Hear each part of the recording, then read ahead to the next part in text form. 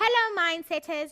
Welcome to today's Grade 12 Geography show on Climatology, proudly brought to you by Macmillan.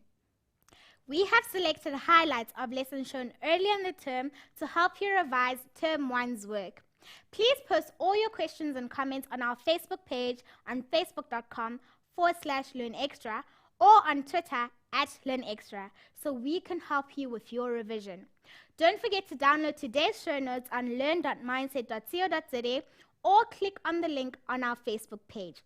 Now it's time to get on with our lesson. So let's have a look.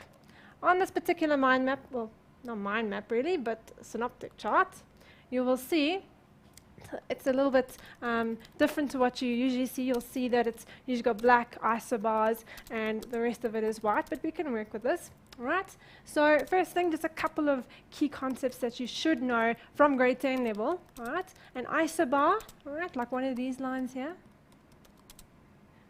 They are lines that join places of equal air pressure.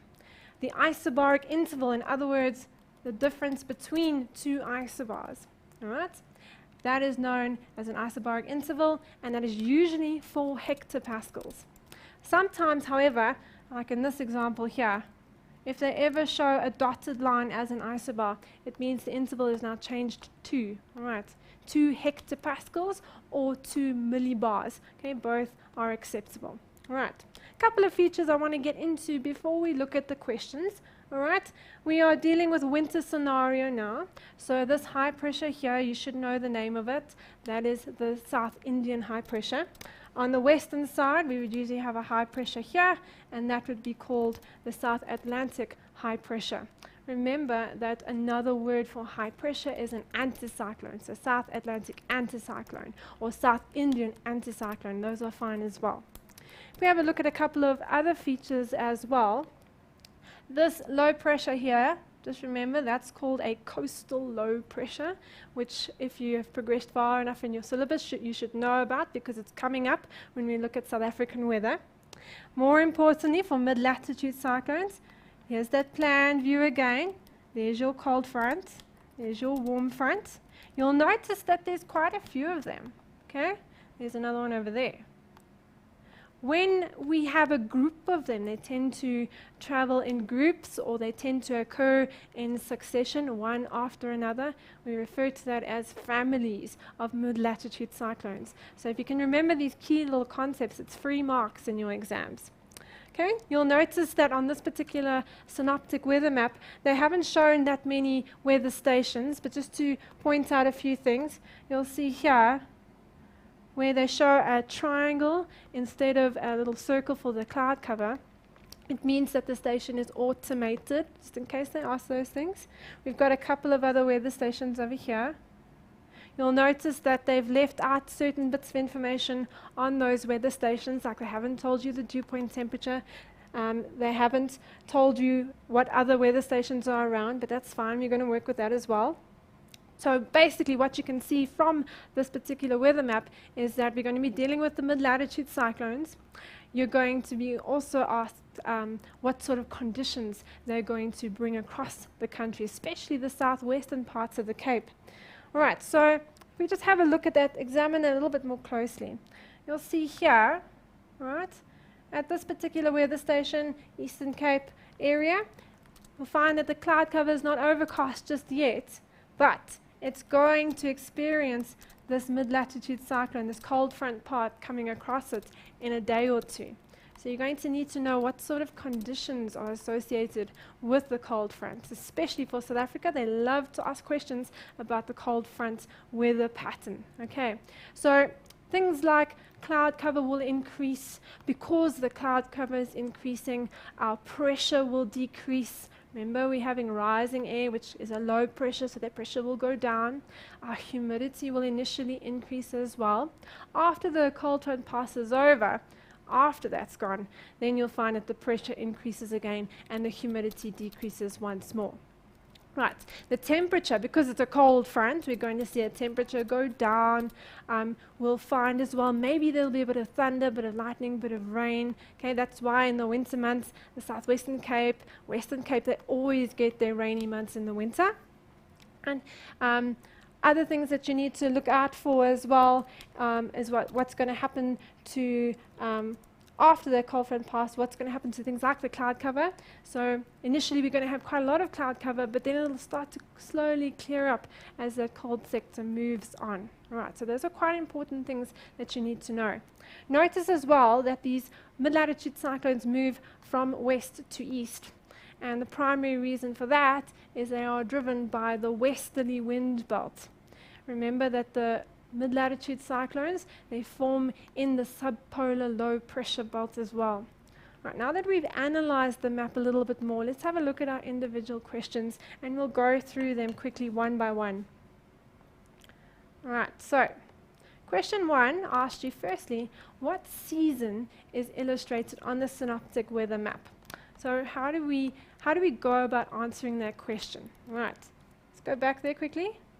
Well, we can see that this cold front here is likely to push over southern Africa. And we know that mid-latitude cyclones, especially the cold front parts, they only affect us in our winter months. So the first clue there is that we have a cold front coming over us. Look at the air temperature as well here. It's only 22 degrees Celsius. That's a maximum temperature, right? Even on the coastal areas, that's a pretty cool temperature. So that time of the year would probably most likely be in the winter months. Right, so they're asking us for 2 reasons. So let's write them down.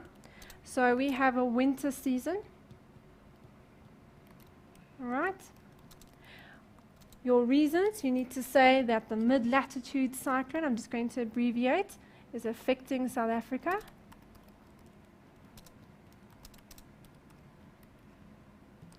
And the air temps are quite cool.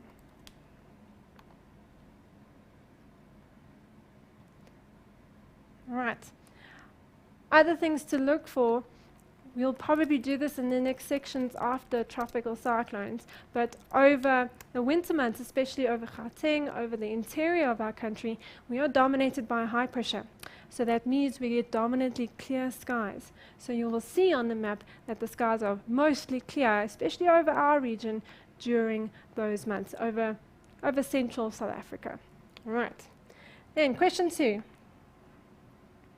They ask you to estimate the air pressure at the center of Cell C. We go back to that synoptic weather map. I know the numbers aren't beautifully clear here, but I'll read them out for you. There's 1,020 hectopascals. That's 1,008 hectopascals. Remember that our isobaric interval goes up or down in 4 hectopascals. Okay? So if this is 1,008 hectopascals, it must mean, because we're going into a low pressure cell, that the pressure must be below 1,008 hectopascals. However, we can't just choose any number below 1,008. We have to remember that it has to be above 1,004 hectopascals, which would be the next isobar. So you have a few numbers to choose from, but make sure that it's not exactly 1,008 and that it's not exactly 1,004. It has to be somewhere in between. Let's write those down. So it could be 1,005 hectopascals. They also accept millibars. It could be 1,006 or 1,007. So any of those answers would be acceptable. However, if you put just 1,007 and then you forget to put the hectopascal, and I'm very strict with my children and I say that's wrong, okay, because what units are you using? So you must always remember to put those units with your answers to each question. We have a look at question 3. It asks you to describe the air movements associated with cell C. Usually it's going to be worth about 3 marks. Okay? And sometimes they even ask you to draw it in a diagram.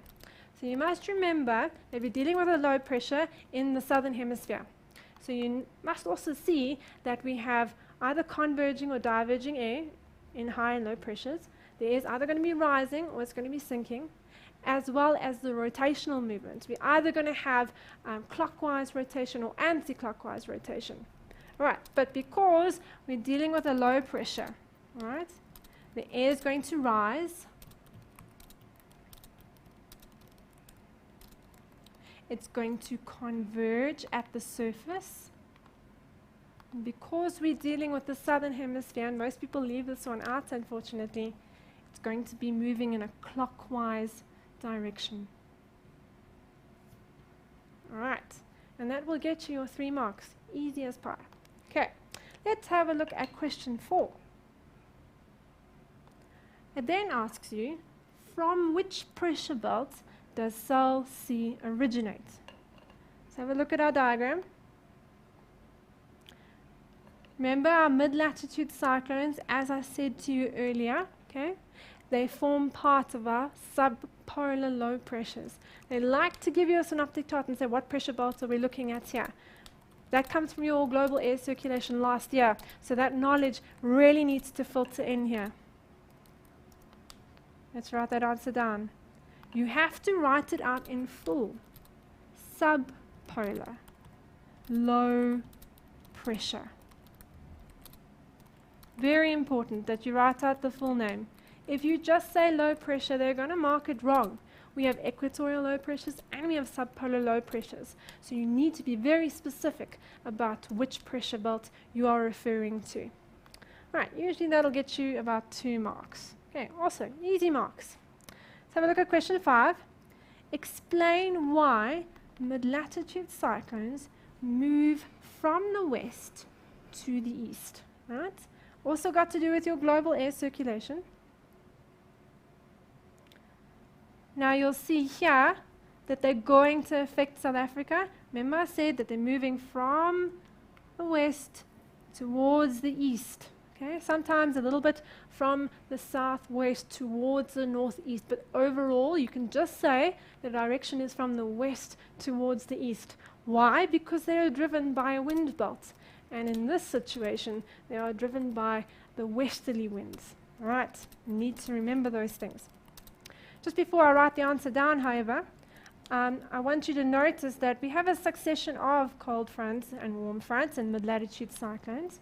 Sometimes they're going to ask you which is the oldest one, or which is already affected South Africa, which is older. The one that's further east is always the older one. Why? Because it's traveled further with the westerlies. Just a key question to remember. Right, so the west to east motion is because of the westerly winds.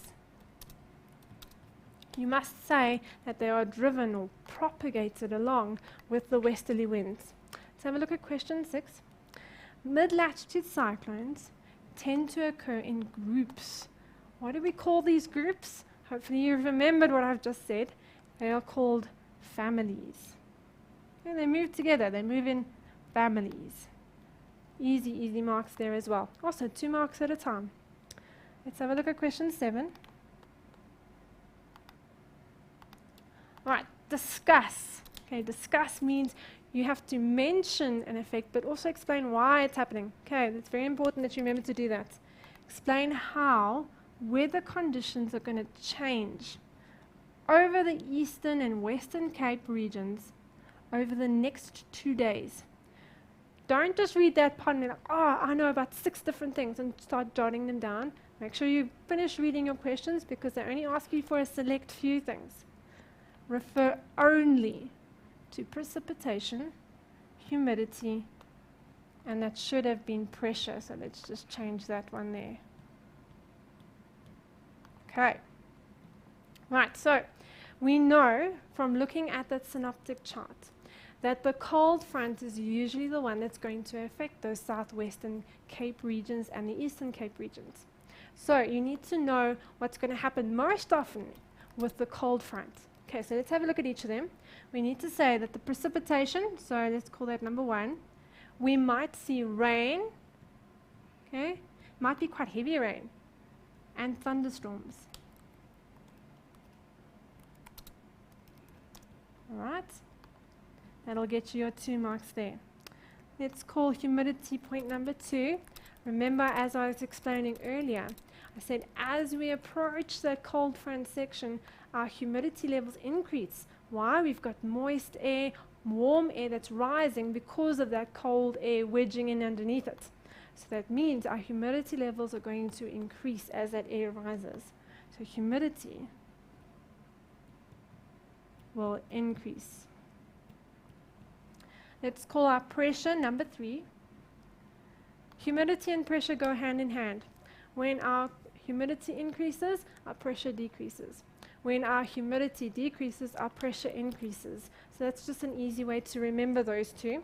So our pressure, because we've got rising air as that cold sector approaches, our pressure is going to decrease. All right. If you have a look at why it's happening, you also need to, with your answers, you can't just write what I'm doing there, but you need to explain it. So just remember that the rain and the thunderstorms are because those cumulonimbus clouds are forming, because rapid air is lifting above that cold sector. Humidity levels are increasing because as air rises, it absorbs water, it evaporates water. It's going to create condensation in clouds. Our pressure will decrease as well because our air is rising, creating a low pressure there. Let's quickly see how many more we can do. In what stage is cell C? And explain your answer. So we're looking for the stage of cell C and an explanation there. All right, let's go back to the top. All right, if we have a look at cell C, you can see a cold front as well as a warm front. So there they are again. You can't really see an occlusion happening yet. So when there's no occlusion, there's no joining of those two fronts together, we must know it's in the mature stage. Okay, because there's no occlusion. Let's write that down.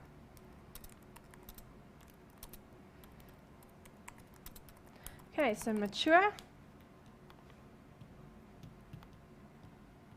Right, there's no occlusion present.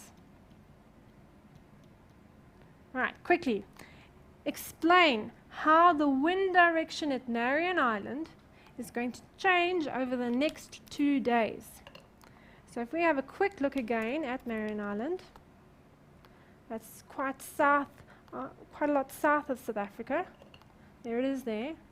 The wind direction in this case is going to be, say, north or northwest even, maybe. Yeah, they'll accept either of those. So if the wind direction is north-northwest, you need to understand that as this cold front passes over, it means that we call the wind direction, we say that it's backing, okay? And in the southern hemisphere, we say the wind direction backs, it changes in an anti-clockwise direction. In the northern hemisphere, it does the reverse. It's going to veer, we say. So it changes direction in a clockwise fashion. Right, let's have a look. Almost there. So it's already at north. So if it's backing, it's going to change anti-clockwise. So it's going to become a northwesterly wind and then a westerly wind as that cold front sector passes over. Okay, last question. It says describe 2 negative effects that mid-latitude cyclones could have on the economy of the Western Cape. So how does the weather affect the economy? Well, it does in a big way. No one wants to go down to the Western Cape in July for a holiday. Let me tell you why. Because it's raining all the time. So no one's going to want to get a suntan. They're not going to want to go to the beach. So because of that cold, wet, rainy weather, it means less tourists go. So the tourism economy declines. Second thing as well, when we get a lot of rain occurring in a short space of time, which may happen there, it means crops could fail as well. Maybe even infrastructure can get damaged. And in these ways, our economy could decline significantly. Let me write those down very quickly. If I could get back to that. There we go. Don't have space here. I'm just going to put some keywords there. Tourism will go down because no one wants to visit there. That time of the year, it's not pleasant weather, okay? And we could have crop failure as well, which means we have less crop to sell to boost our economy. Thank you very much. That concludes the questions. Alright, Mindsetters, I hope you guys are enjoying this revision session. Remember, if you are struggling and need help, please post your question on our Facebook page or send an email to helpdesk@learnextra.co.za. Now it's time to take a quick break, so don't go anywhere. We'll be right back.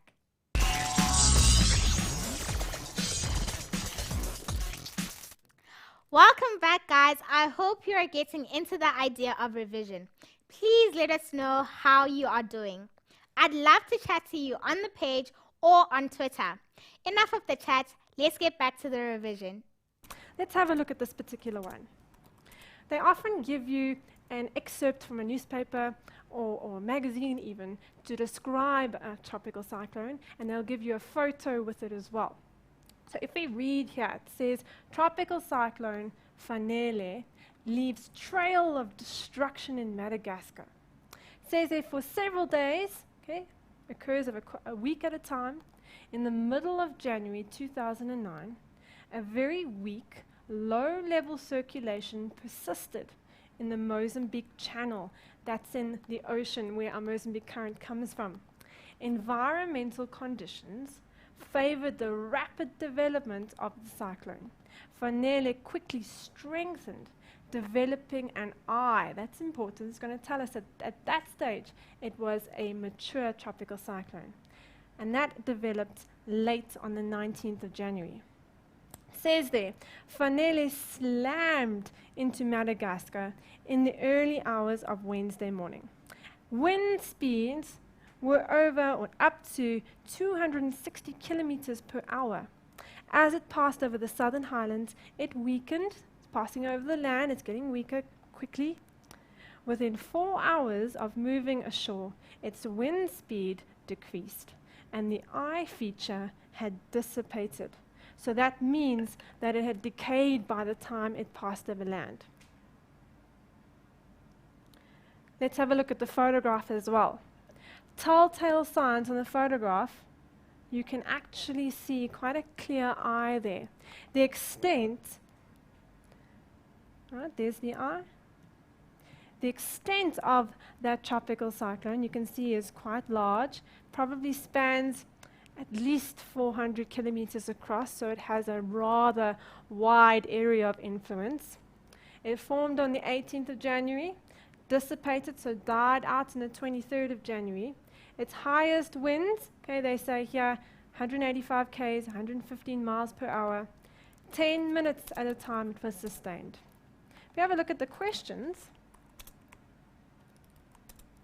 question 1, in which hemisphere did this tropical cyclone occur?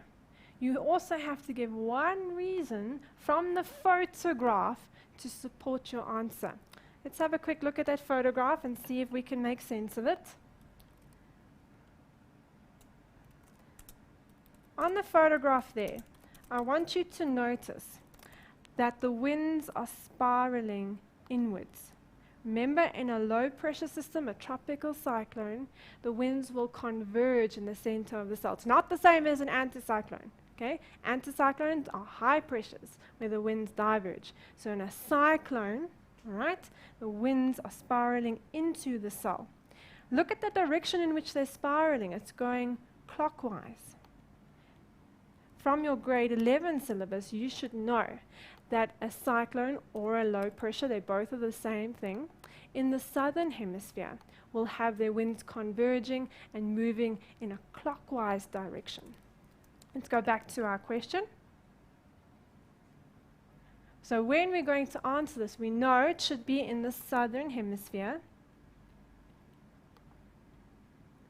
And the reason for this is that the winds spiral clockwise into the low pressure. Remember, read your whole question, because you could have said it's in Mozambique, which is in, or Madagascar, which is in the southern hemisphere, but they said look at the photograph. So make sure you don't misinterpret the question. Let's move on to our next question. It asked you, how many tropical cyclones occurred 4 fanele in this particular season. Remember I said that tropical cyclones are named according to letters of the alphabet, starting at the letter A at the beginning of each season. Right. So that means, okay, A, B, C, D, E. Right, there are 5 letters before the letter F. So very simply, our answer would just be 5 tropical cyclones. So 5, we have to explain our answer. So therefore, in summary, they're named according to the alphabet, starting at A, okay, at the beginning of each season.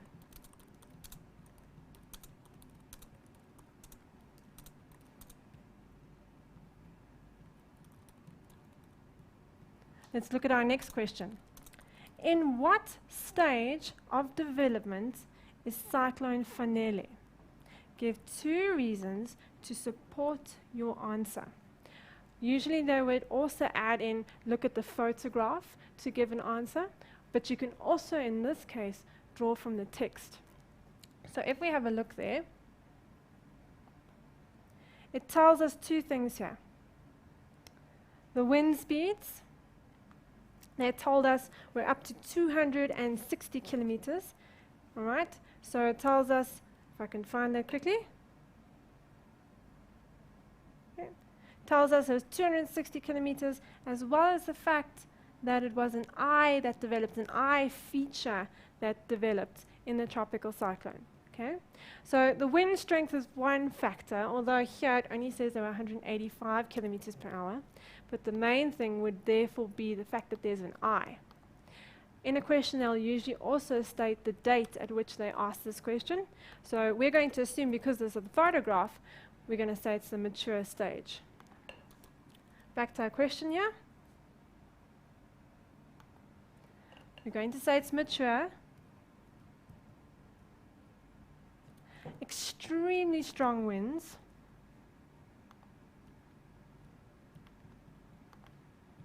Hurricane strength winds.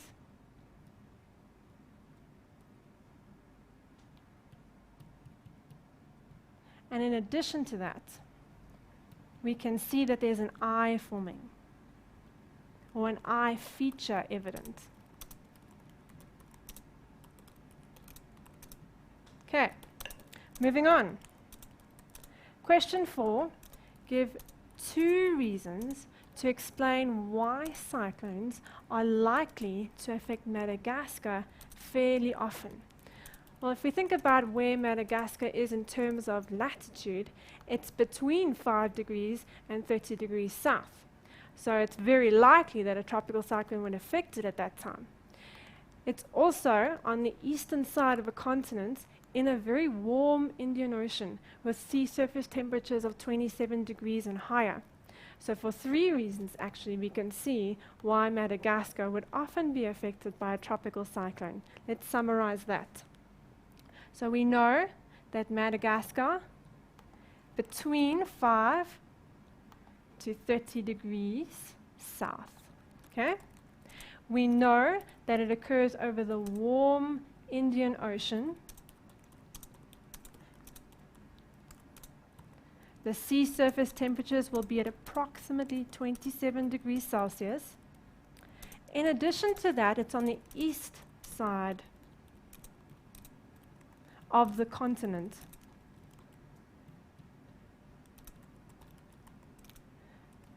And what that means, if it's on the east side, it means the tropical easterlies, which help move that tropical cyclone, will bring it towards that east coast, from the east to the west part of the ocean, the east part of that coast. And so they are likely to be affected more by tropical cyclones. Let's have a look at the next question.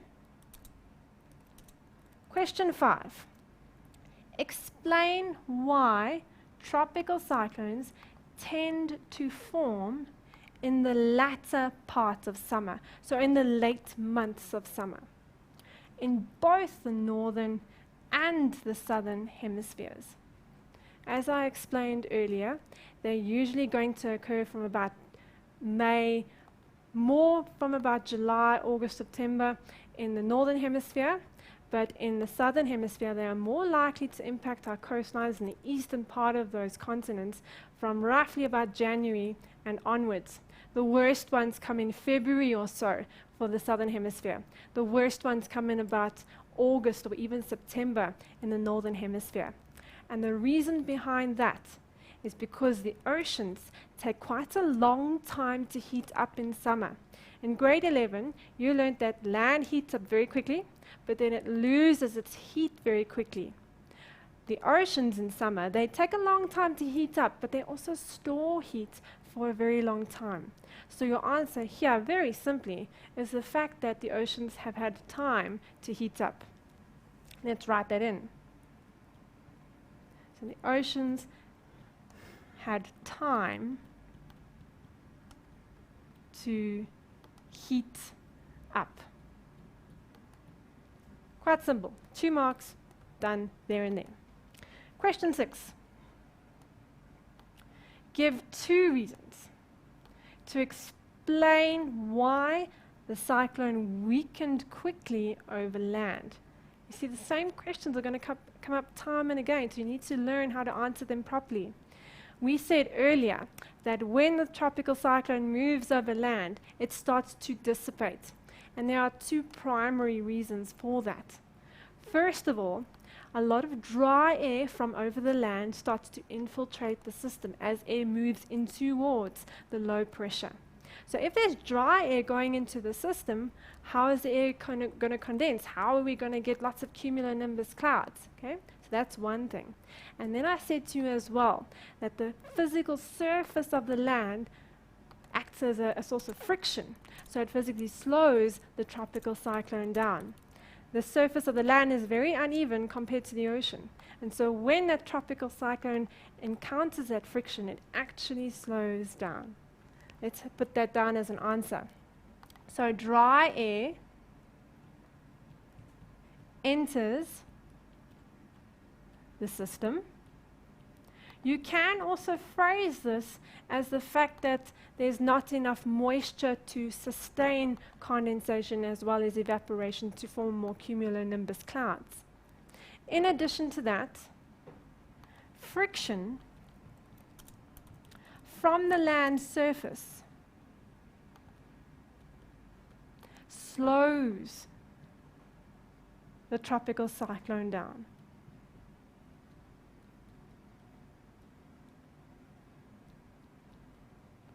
Right, that will usually be worth about 4 marks. Remember, it said to explain, so you need to actually write a sentence to show that you understand what you mean by the reasons you're giving. Let's have a look at the next question. Explain why an eye forms in a tropical cyclone. We looked at the mature stage of the cyclone and we saw that there was an eye in the middle. And generally, if you were to ever experience a tropical cyclone, in the middle of that eye, you'll notice the skies clear up a bit, the winds calm down. It's almost like an eerie calm. I think that's where they're saying calm before the storm comes. Okay? So basically what's happening there, at the surface, in the center of that cell, in the center of the eye, the pressure is so low that it draws air in from every single direction. So it draws air laterally, and it also draws air in from the upper atmosphere, forcing that air to sink down towards the surface. And as it does so, it heats up as it compresses. Okay, so pressure is so low in the middle, okay, that air is drawn downwards from the upper atmosphere.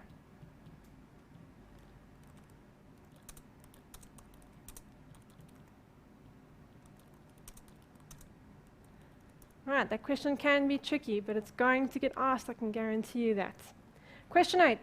Describe 2 weather conditions that are associated with the eye of a tropical cyclone.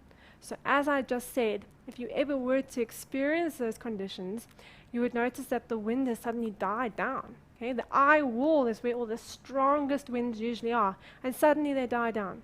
You might also notice that overhead, the skies are clear. Okay? And that's happening because air is sinking into the middle of that depression, into the middle of that low pressure, and as it does so, it warms up, so the conditions might be fairly warm as well. Okay? So it's going to be warm,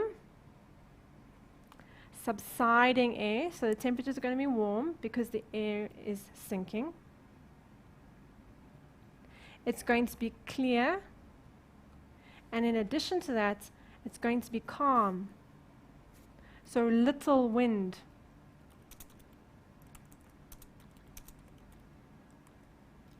Let's have a look at the next question. Question 9.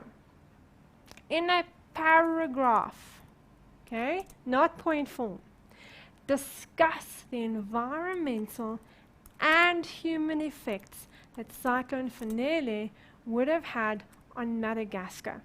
They always like to put this as an essay question. A lot of you will read the first part, okay, paragraph, environmental effects or human effects, and you'll just give us 6 of those, or 4 of those, because they're changing the structure to be 4 points instead of 6 these days. So read your question carefully and make sure that you have at least 1 human or 3 environmental, and at least 1 environmental effect, and then 3 human effects. Okay, so if we have a look at just human effects,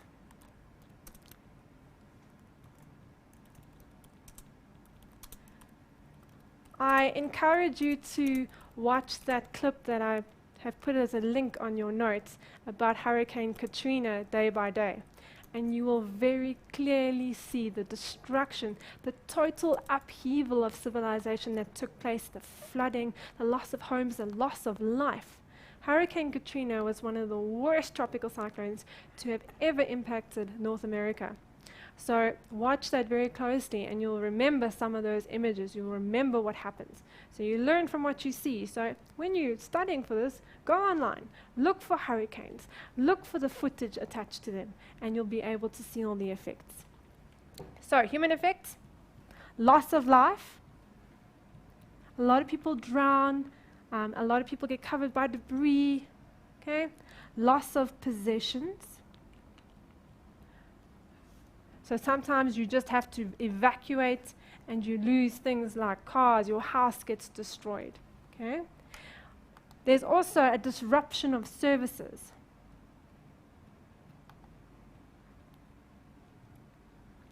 And by services, I mean that your sewage pipes will burst or they'll be broken, your telephone lines will go down, your power will be cut, the electricity won't be there, transport networks will be chaos, they could get damaged as well. So if we don't have all that infrastructure, people can't get to work, people can't make a living, we can't farm enough food if our crops are destroyed. Okay? So a lot of those things are a lot of after effects, but they are very widespread, which is why hurricanes are so destructive as well. Let's have a look at a couple of environmental effects. All right, a lot of habitats get destroyed.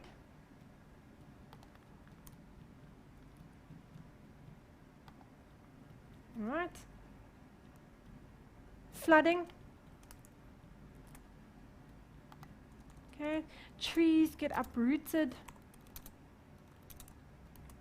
There's a lot of soil erosion as well as that flooding progresses. Right, so that should get you your 8 marks you deserve. Last question very quickly. Question 9, 3 strategies that can be implemented to reduce the effects caused by tropical cyclones. Well, firstly, if we forecasted better, people would know if they're going to be in that danger zone. So better forecasting.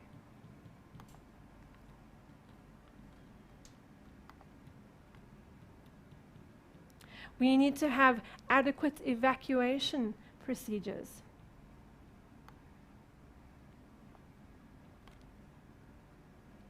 We also need to have adequate relief aid.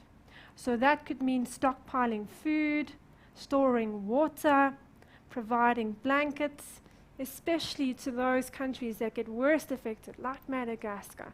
All our third world countries, they need adequate relief aid. I'm sure you've seen the walk together photo on our page. Please post a caption and like the captions that you think are best. The 3 captions with the most likes will each win a pair of tummy tackies.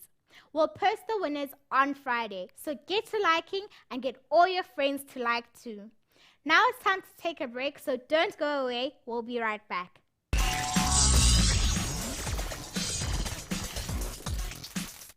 Welcome back from the break. I know you can't wait for the term to end and for the holidays to start. This year we bring you revision sessions from term 1 from the 28th of March till the 6th of April.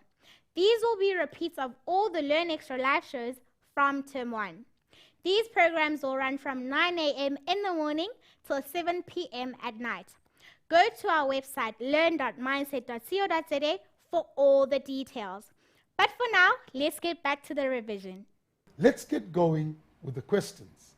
Now, I like this one here. In fact, I had a mistake. I had put in a little insert here and an insert there, all right, saying south-facing slope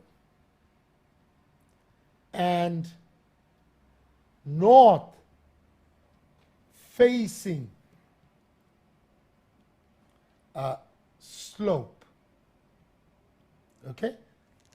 And it's the insert, the gremlins from my computer took it out, but I left it at this because learners, we need to be very careful. All right? It says study this diagram. You can see it's dealing with aspect of slope. And when many learners look at this over the years, they will, when they see the word south, they just assume it's a south-facing slope. When they look at north, they assume it's the north-facing slope. So let's look at the 2 ways of answering this. Let's take it first as this is the south-facing slope and that's the north-facing slope. And I'll show you how we can answer it with north and south. Now, as again, it'll follow a similar pattern with definitions and things at the end of year, this year also, where it speaks about explain the concept. Now, learners, one very important thing with your questions, if you don't know the concept, we have these lead-on questions, you're going to have a problem answering the other questions related to that definition in that. So knowing your definitions and knowing how to apply your definitions make a big, big difference. So let's get going here. Explain the concept slope aspect. You already know I'm going to write it in short so I don't embarrass myself with my writing. All right. The sun's rays, all right, strike the slope, all right? Okay, the direction in which the sun's rays strike the slope. You've got the definitions and you would have downloaded quite a bit of this. So we got our definition, we got our understanding of what slope aspect is. All right, now, on many occasions you find the next question being about the hemisphere. In which hemisphere is this?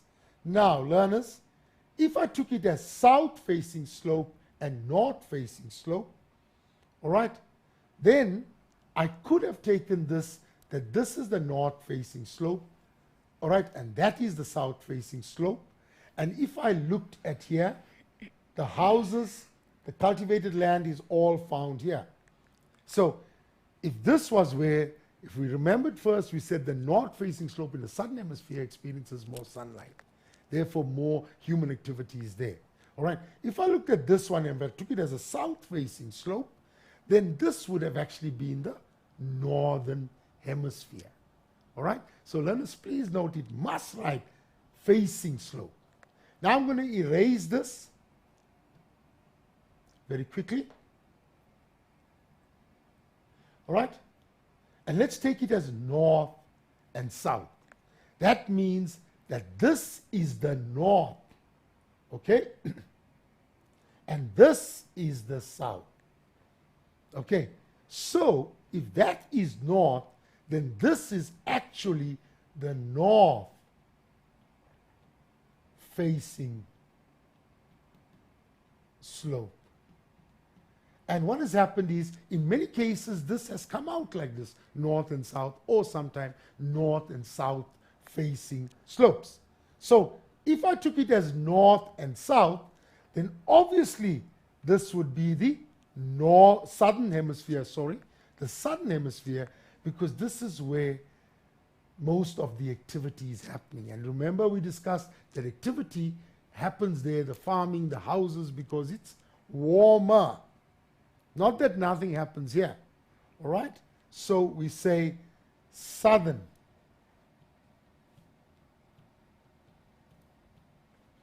hemisphere. Okay? And then it says provide a reason for your answer. Obviously, when I look at the question itself, I will find that the human settlement, etc., and the farming is taking place on this slope. So the focus here was on human settlement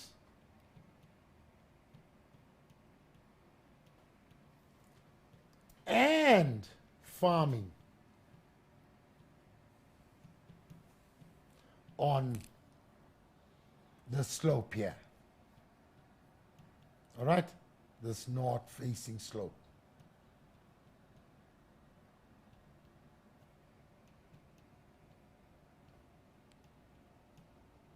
Okay? Now, there's another question here. The houses are situated on the slopes of the valley. Give a possible reasons for this location. Let's look at it down here. Yes, it's situated on the north-facing slope, but if you look at the river here, it's situated higher up. Now, what could be the reasons for them situating this higher up? Can you see? We don't just learn or apply one concept, and that's when you learn in geography. You can't just take, okay, everything is going to be on slope aspect. You have to, when you're studying, integrate all your factors.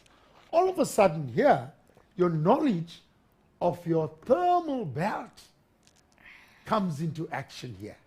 So, if we look at it higher up, all right, it could be in the thermal belt, where it's warmer for those houses to be.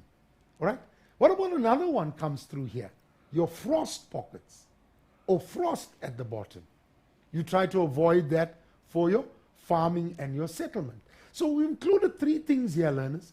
We've included the first one, slope aspect. The second one, thermal belt. The third one, frost pockets. Three different concepts we could use into this. And that's the important thing when you're practicing with your past papers or your questions. You understand? Is integrate the things and see whether they can fit together. So, here I would say, it's situated on the slopes, okay, possible reasons, so I'm not wrong. The examiner says possible reasons.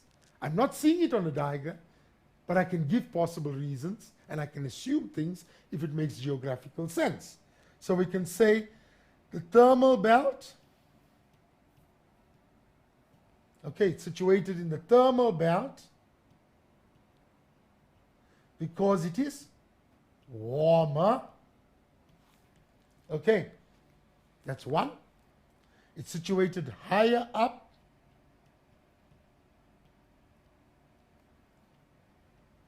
All right, away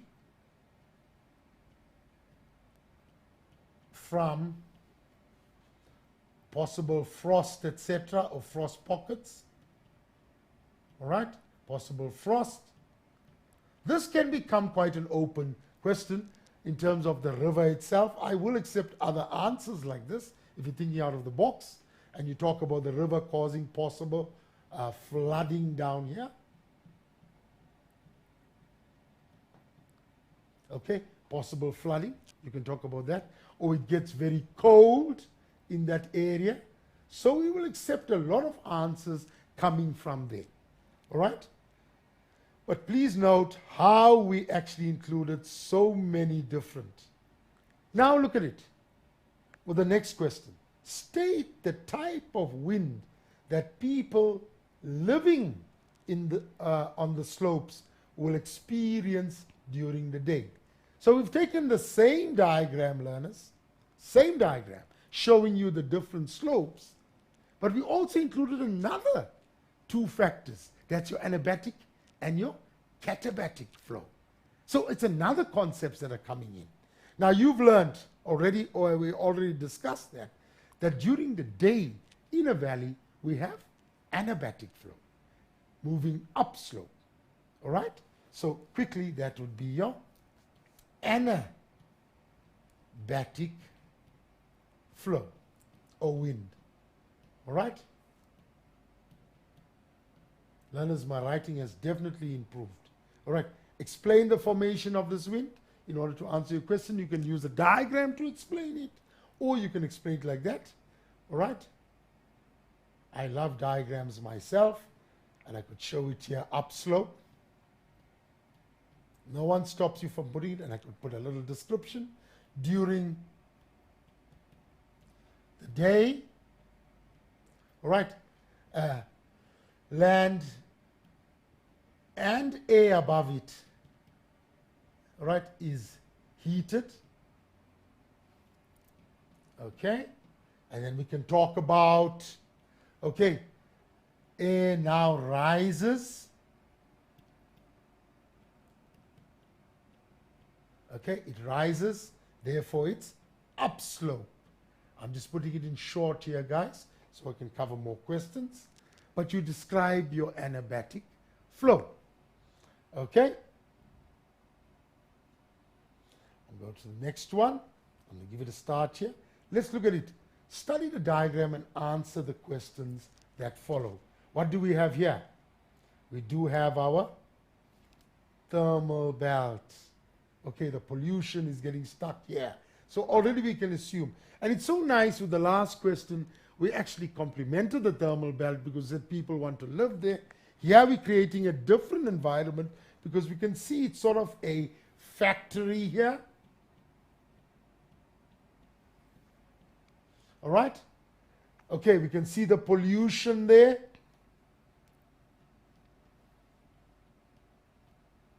All right? See the inversion layer here. So we're assuming already it's cold here, cold air. And where is this knowledge coming from, learners? It's from what we studied already. We're applying it to the question. So doing past papers really makes sense. And we have cold air here. And there's our layer stuck in between. All right? So we analyzed our stuff. In fact, this has been very nice, how inversion traps atmospheric pollutants. We worked it out using our knowledge. Now, let's look at the questions itself. Explain the term temperature inversion. Can you see the examiner is leading you on to a certain extent with the definitions. It's not just throwing marks for you, low order questions, but it's leading you on. It's preparing you to answer the next or middle or high order questions. So temperature inversion, learners, all of you should know it by now, is the increase in temperature. Luni, I'm really impressed with my writing today. Can you see it? It's improved. Increase in temperature with height. You can see I really practice, eh? And that's why I tell the learners, practice with past papers, it makes perfect. Yes. If my writing can improve, their marks can, eh? Yes. 100%. Increase in temperature with height. That means with increase in height. Let me add that word in. Increase in height. All right? That's your temperature inversion. Now we're going to know that our examiner is going to test something on this. Okay? Let's look at the next question. Does the temperature inversion in the valley generally occur during the day or the night? Putting in a question, but generally testing your knowledge of it. You've studied this. It looks as if you're putting up a very interpretive question. But if you studied your work, then you'll be able to apply it. Now you've learned that these inversions, because during the day, there's not much cold air here. Remember I showed you the sort of the normal situation when it's hot? You will find that it will go up. Here it won't. So the answer is the night when the air is subsiding. And you got cold air above and cold air below. So that's what happens there. In the night we have these inversion layers. Looney, I'm Yes. keeping to my time also. Are I'm you? so excited. All right, over to you. We've come to the end of our show. Thank you so much, Mindsetters, for joining me and for chatting to me during the show. Remember to visit our website, learn.mindset.co.za, to get your notes and to watch the videos from the term. Goodbye.